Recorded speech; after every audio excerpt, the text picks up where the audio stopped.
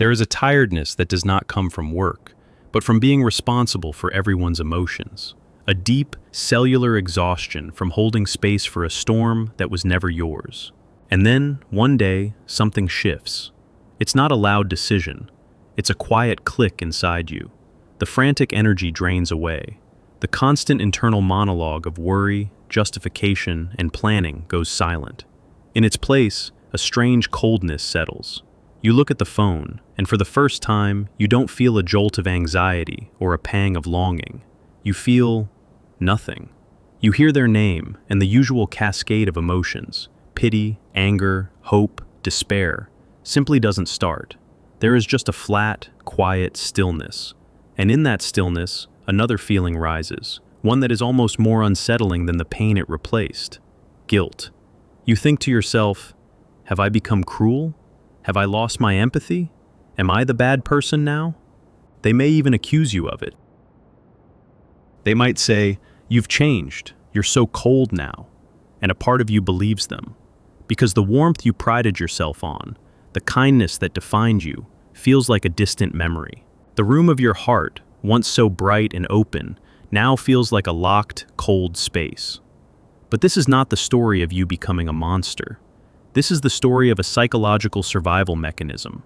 This is not the death of your empathy. It is the sound of a boundary finally, belatedly, snapping into place. The coldness is not a character flaw. It is a fever breaking. It is the body's wisdom after the mind has been overruled for far too long. To understand this shift, we cannot just look at the surface behavior. We have to go deeper into the architecture of the psyche itself.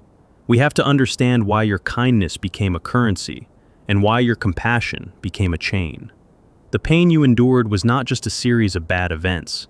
It was a process that rewired your emotional system. You were taught, in 1,000 subtle ways, that your value lay in your ability to absorb, to understand, to forgive, and to wait. Your role was to be the emotional regulator for another person's chaos. This role is what the psychologist Carl Jung would call a persona. The persona is the social mask we wear, the version of ourselves we present to the world. For many empaths, this mask is the good person, the caring one, the rescuer. It's a beautiful mask. It feels noble. People praise you for it. You are seen as patient, strong, and understanding. But a persona becomes dangerous when you forget it's a mask. When you believe that this one-dimensional role is the entirety of who you are.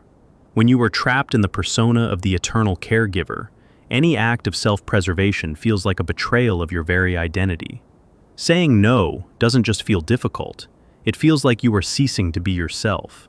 This is why the pain had to become so unbearable.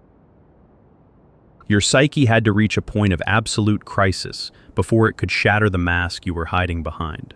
The coldness you feel is the wind on your real face, now that the mask has cracked. But there is another layer to this, a deeper mechanism that keeps the connection alive long after it has become toxic. It's the invisible glue that holds the trauma bond in place. This mechanism is guilt. Not just the fleeting feeling of guilt, but what Jungian psychology identifies as a guilt complex. A complex is a cluster of emotionally charged ideas, memories, and images in the personal unconscious. It behaves like a splinter in the psyche. It has its own energy, its own agenda. It can hijack your thoughts and feelings, making you react in ways that go against your conscious intentions. A guilt complex is a splinter that is constantly whispering, "You are responsible. You are not doing enough. Their pain is your fault. Your peace is selfish." This complex is not innate. It was installed. It was cultivated in the dynamic where your empathy was used as a tool for control. Every time you tried to pull away, you were likely met with a reaction that triggered this guilt. Perhaps it was a display of profound sadness, a sudden crisis that only you could solve, or accusations of being selfish and uncaring. Over time, your nervous system learned to associate your own freedom with their suffering. The guilt complex became the automatic response to any move toward your own sovereignty. So when you finally reach the breaking point and the coldness descends, you are not just fighting the other person anymore. You are fighting this autonomous complex within yourself. The dynamic is no longer just external. It has been internalized. The other person doesn't even need to be present to activate the guilt. Your own mind does it for them. This is why the silence can feel so heavy. You have left the battlefield, but the war continues inside you. You are fighting a ghost. This is the deeper truth most people miss. The coldness is not a choice made out of malice. It is a state of psychological shutdown. It's what happens when the empathic system is so overloaded, so chronically depleted, that it goes into a forced hibernation to prevent total collapse. Think of it like a city's power grid during a massive overload. To save the entire system from frying, circuit breakers trip, and whole sections of the city go dark. The coldness you feel is a tripped circuit breaker. Your psyche has intentionally cut power to the parts of you that were being drained, the parts that were leaking life force into a bottomless void. It is not a loss of empathy. It is the strategic withdrawal of empathy from a source that is proven to be a drain, not a reciprocal connection. The tragedy is that you, the empath, have been conditioned to believe that your power grid exists solely to light up someone else's house, even if it means yours is left in darkness. The guilt complex is the voice that screams at you for cutting the power, telling you how cold and dark their house has now become, conveniently ignoring the fact that your own home was on the verge of burning down. Let's look at how this guilt complex operates. It doesn't use logic. It uses emotion and imagery. It will dredge up memories of their vulnerability, their good moments. It will magnify your own perceived failings. It will create catastrophic fantasies of what will happen to them without you. It will make you feel like a uniquely cruel and abandoning person, as if no one else has ever had to make such a choice. It isolates you in your own mind. This is where the persona of the good person becomes the complex's greatest ally. The complex says, a good person wouldn't do this. And because your ego, your conscious sense of self, is so identified with that persona, you agree. You think, yes, a good person would try one more time. A good person would be more patient. A good person would have found the right words. This is a psychological trap. You are judging an act of survival by the standards of a role you were playing. It's like a soldier who has escaped a war zone feeling guilty that they are no longer on the front lines, because their identity was, I am a soldier. But you are more than the role you were assigned in that dynamic. The emergence of coldness is a sign that another part of your psyche is finally fighting back. This is the part Carl Jung called the shadow. The shadow is not evil. It is simply everything we have repressed and disowned about ourselves. For the classic empath, the shadow contains all the qualities they were taught to see as bad. Anger, selfishness, in the healthy sense of self-care, the ability to say a firm no, and the instinct for self-preservation. For years, you have kept your shadow locked in the basement of your psyche. You tried to be all light, all warmth, all understanding. But as Jung wisely noted, one does not become enlightened by imagining figures of light, but by making the darkness conscious. To be all light is to be half a person, and that imbalance makes you incredibly vulnerable. A person with no access to their shadow cannot protect themselves. They have no sword, no shield, no walls. The coldness is the shadow emerging, not as a monster, but as a bodyguard. It has seen the damage, the endless drain, and it has stepped in to say, enough. It doesn't negotiate, it doesn't explain, it simply cuts the connection. It builds a wall of ice, because it knows that a simple wooden fence was breached 100 times before. The coldness is a primal, non-verbal no. It is the language the psyche uses when words have failed, and it feels so alien to you because you have spent a lifetime disowning this part of yourself. You are meeting your own shadow for the first time, and you are mistaking it for a stranger, an intruder. You look in the mirror and don't recognize the person staring back, the one whose eyes are not filled with pity, but with a quiet, steely resolve. The guilt is the old persona fighting for its life, screaming that this new, cold protector is dangerous. But what is it protecting? It is protecting your core, your essence, what Jung called the self, the true center of your being, the whole and complete you. The self is not just the good parts, it is the integration of light and dark, of compassion and boundaries, of giving and receiving. The dynamic you were in was threatening your connection to yourself. You were becoming an extension of someone else, a function, a utility. The coldness, as shocking as it feels, is the self's emergency recall of all its energy. It is pulling all your resources back from a failing foreign investment and bringing them home. The journey now is not to get rid of the coldness so you can go back to being the warm person you were. That version of you was unsustainable. The journey is to learn to understand what the coldness is telling you. It is a message from your unconscious. It is saying, the old way of being is over. The price was too high. We must build something new. The process of integrating this is slow and uncomfortable. At first, the guilt will be overwhelming. The complex will be at its strongest, trying to pull you back into the familiar cycle. It will feel like withdrawal from a powerful drug, because in many ways, it is. You were addicted to the role of the rescuer, addicted to the intermittent reinforcement of being needed. Your task is not to argue with the guilt complex. You cannot reason with it. Your task is to observe it, to feel the pull of guilt and say, ah, there it is. The old program is running. You don't have to obey the program.